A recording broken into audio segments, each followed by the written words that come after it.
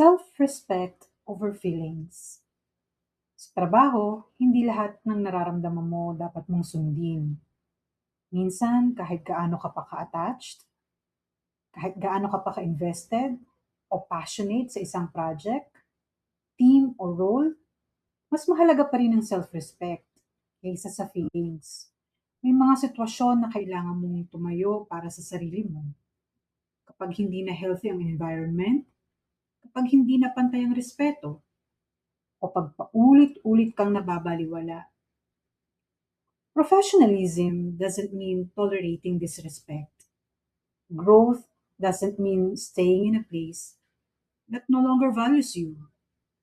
Self-respect sa workplace means showing your worth, setting boundaries, and choosing environments where your skills, time, and energy are genuinely appreciated. Hindi ka selfish kapag pinili mong umalis sa toxicity. Hindi ka mahina kapag pinilit mong magsalita. Sometimes, your self-respect has to be stronger than your feelings.